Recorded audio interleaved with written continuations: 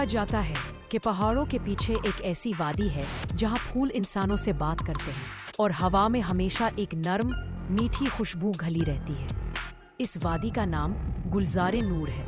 وہاں ایک انگوری پری رہتی ہے جس کا نام نایاب ہے۔ نایاب کو ایک خاص ہنر عطا کیا گیا تھا۔ وہ ایسی خوشبو بناتی تھی جو صرف نیک دلوں کو محسوس ہوتی تھی۔ یہ خوشبو کسی عام عطر کی طرح نہیں تھی۔ یہ دل کی پاکیزگی سے جنم لیتی اور صرف وہی اسے محسوس کر سکتا تھا جس کے دل میں محبت، خلوص اور سچائی کی روشنی ہو۔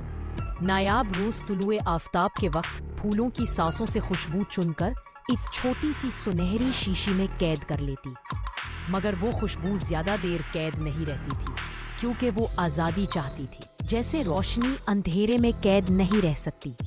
نایاب کے دل میں ایک اداسی بسی ہوئی تھی۔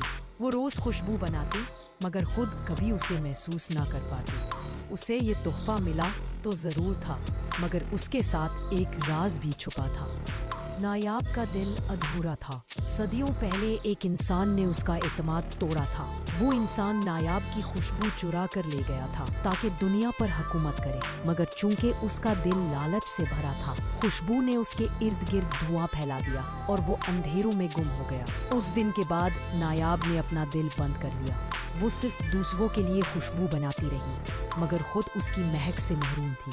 ہر رات چاندنی میں وہ دعا کرتی تھی، کاش کوئی ایسا انسان مل جائے جو خالص نیکی کے ساتھ اس کی خوشبو کو محسوس کر سکے، تاکہ وہ دوبارہ یقین کر سکے کہ انسانوں میں ابھی روشنی باقی ہے۔ ایک دن وادی کے قریب ایک گاؤں میں ایک لڑکا رہتا تھا جس کا نام ارحم تھا۔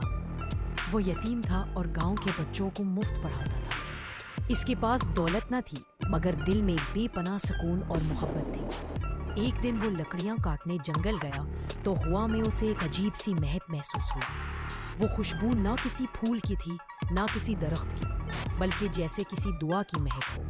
ارحم نے اس خوشبو کا پیچھا کیا اور چلتے چلتے وہ گلزار نور کے دروازے تک پہنچ گیا، ایک جگہ جہاں عام انسان قدم نہیں رکھ سکتا تھا۔ جیسے ہی وہ اندر گیا، پھول جھومنے لگے، تتلیاں نغمہ گانے لگی اور نایاب حیران رہ گئی۔ پہلی بار کسی انسان نے بغیر اجازت اس وادی کی خوشبو محسوس کر لی تھی۔ نایاب ارحم کے سامنے آئی۔ وہ روشنی کے ایک بادل میں لپٹی ہوئی تھی۔ ارحم نے ادب سے سلام کیا اور کہا، اے روشنی کی پری، تمہاری خوشبو نے مجھے یہاں بلایا ہے۔ یہ کون سا راز ہے جو دل کو اتنا نرم کر دیتا ہے؟ نایاب نے مسکرا کر کہا، یہ خوشبو دل کی پاکیزگی سے بنتی ہے، مگر تم کیسے اسے محسوس کر سکتے ہو؟ کوئی انسان صدیوں سے یہاں تک نہیں پہنچا۔ ارحم نے جواب دیا، میں نے کبھی کسی سے نفرت نہیں کی، نہ جھوٹ بولا، شاید اسی لیے ہوا نے مجھے تم تک پہنچایا۔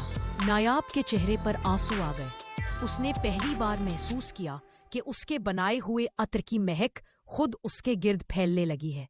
خوشبو اب صرف دوسروں کے لیے نہیں تھی، نایاب کا دل بھی دوبارہ خوشبو سے بھر گیا۔ راز کھل گیا، خوشبو صرف نیکی سے نہیں بلکہ بخشنے سے مکمل ہوتی ہے۔ نایاب نے ارحم کو اپنی سنہری شیشی دی اور کہا، اس خوشبو کو زمین پر لے جاؤ، اسے بانٹ دو ان لوگوں میں جو بھول چکے ہیں کہ محبت سب سے بڑی طاقت ہے، مگر یاد رکھنا یہ خوشبو وہی محسوس کر پائے گا جس کا دل سچا ہو۔ ارحم نے وعدہ کیا اور واپس اپنے گاؤں آ گیا۔